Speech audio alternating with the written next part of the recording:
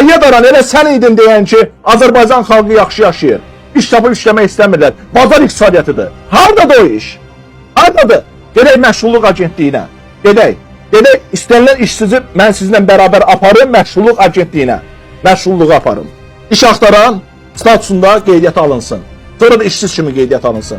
Görün həmin adamı məşğulluq agentliyi sonradan itirib axtaracaq. Gör ondan maraqlanacaq. Gör maraqlanacaq onunla. Bugün sən də yaxşı bilirsən, mən də yaxşı bilirəm ki, adi bir fəhlə işləmək üçün işə gedirsən. Soruşurlar ki, səni kim göndərib, kimin adamısan? Mən vaxtı ilə gəlmişdim Milli Məclisə, həbsdən çıxanda, mərhum Hadi Rəcəblinin yanına, deputat Hadi Rəcəblinin yanına gəlmişdim mən. Və ondan mən soruşurdum, mən bir məhkum kimi, həbsdən çıxan bir məhkum kimi sosial adaptasiya olmaq istəyirəm. Bununla bağlı qanun qəbul olunub. Amma bu qanun niyə işlək deyil? Bu qanun icrası ilə bağlı dövlət büdcəsindən vəsait ayrılıb. Hara ayrılıb o vəsait? Hardadır o vəsait? Niyə sosial adaptasiya müəssisələri səmərəli adekvat fəaliyyət göstərmirlər? Niyə cəza çəkmə müəssisələrindən çıxan şəxslərin dərhal işlə təmin olunması prosesində səmərəlilik və keyfiyyət təmin olunmur? Kim ki içəridə yatıb, həbsdə olub deyənə, onu heç yerdə işə qəbul eləmirlər ki, nədir bu adamın məhkumluğu olur. Və bununla bağlı gör ki, sosial adaptasiya haqqında qanun var. İşləmir qanun. Qanun işləmir. Və nəticədə Hadi Rəcəbli Rəşid Behbudov adına mahnı teatrının yanında yerləşən bir restoran var idi. Məni həmin restorana göndərdi. Kimin restoranıdır bu restoran? Oğlunun restoranıdır. Tural Rəcəblinin restoranıdır. Getdim həmin restorana mən. Gəlmişəm. Özümü təqdim elədim. Nə iş gəlsən burada? Kassir. İş saatı nə qədərdir? 13 saat. Gündəlik maaş nə qədərdir? 10 manat.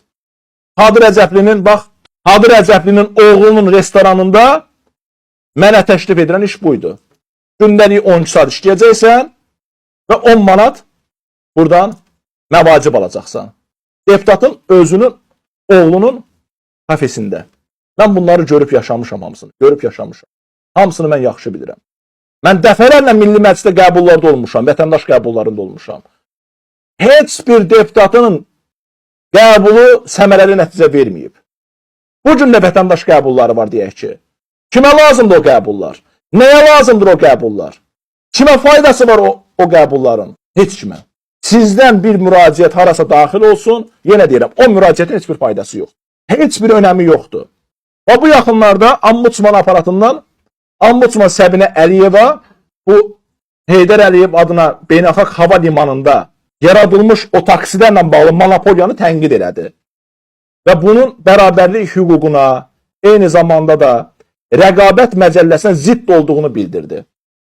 Həmin o yaşanan o durum ki var ha, yalnız və yalnız beynəlxalq hava limanından müəyyən olunmuş o bildiyimiz o badımcan taksilər ki var ha, London taksiləri, yalnız onlar sərnişin apara bilərlər.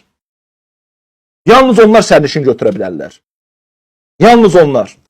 Bir neçə gün bundan əvvəl mənə bir sürücü bu haqda bildirdi ki, bəs beynəlxalq hava limanına onlardan başqa, o taksilərdən başqa hansısa başqa bir taksi sürücüsü daxil olarsa dərhal o polisin hədəsi ilə, təzyiqi ilə üzləşir. Olmaz. Qətiyyən olmaz. Qətiyyən oradan sərnişin götürə bilmərsiniz. Və beynəlxalq hava limanında bugün çox acınacaqlı bir vəziyyət yaranıb. Tükürpədən bir vəziyyət yaranıb, tükürpədən bir mənzərə yaranıb. İnsanlar təyyarədən çıxırlar, böyük bir axın yaranır orada, böyük bir kütlə yaranır orada. Qiymət də 40-50 manat arasında dəyişir. 40-50 manat arasında dəyişir. Ombudsman bu haqda danışdı. Tənqid elədi. Nə faydası oldu? Kim Ombudsman sözünü dinlədi? Kim Ombudsman eşitdi? Ölkədə böyük bir monopoliya var. Hər şeydə monopoliya var. Rəqabət məcəlləsi qəbul olunsa da belə yenə də faydası yox. Yoxdur.